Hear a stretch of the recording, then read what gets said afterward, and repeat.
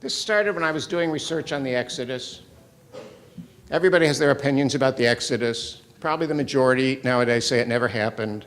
Many say there was no such person as Moses. What's the evidence and the argument? The biggest part of the argument is our archaeological colleagues say, ready? We have combed the Sinai, and if there were really 2 million people there for 40 years, we should have found something by now. What is wrong with that statement? One, nobody has combed the Sinai. There have been very few major excavations of the Sinai. It was a survey. It was 5 jeeps. That's what combed the Sinai. Second, in the 1973 war in the Sinai, an Israeli military vehicle was lost. They uncovered it 2 years ago, under 16 meters of sand. That's 16 meters since 1973. And as many of you know, Moses was earlier than 1973.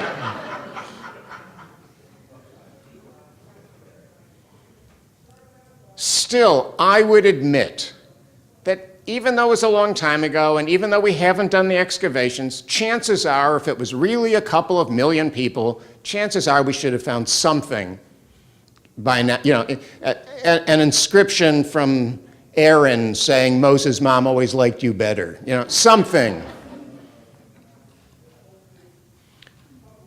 And the other part of that is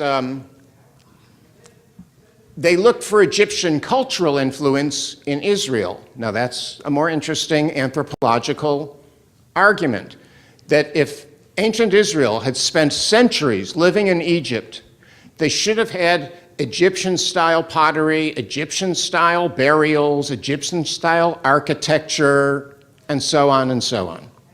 And there's very little evidence of Egyptian material cultural influence on early Israel and Judah. And that's a matter you have to take seriously.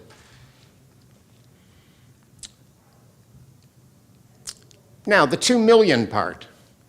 Evidence against that, first of all, we should all recognize, it's not evidence against that the Exodus took place. It's only an evidence, or we should call it an absence of evidence, about the number of people involved.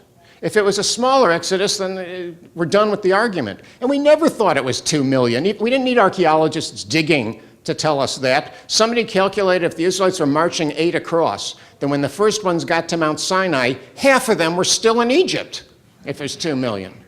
Now you can answer, okay, so it wasn't 8 across, it was 50 across, it was 100 across. I mean, you can get them all into the Sinai that way.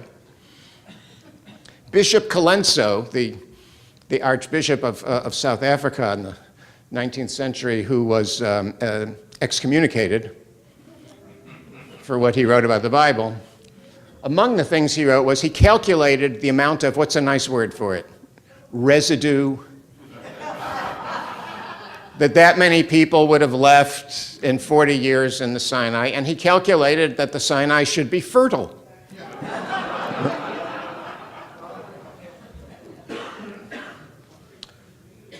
So, okay, so the backup position after that is like people like my friends Israel Finkelstein and Neil Silberman. They wrote a book, The Bible on Earth, that many of you have probably read, and other books out there that they recognize that, and they say, well, then maybe the Exodus may have happened, but they say, quote, not in the time and manner described in the biblical text. Oh my God, thank you for clearing that up for me. That there may have been an Exodus, but the sun wasn't blacked out for 3 days. I'm really glad to hear that, because as I understand it, that's not an eclipse. An eclipse doesn't last 3 days. For not to see the sun for 3 days means the Earth would cease to exist. And all the other planets too, actually.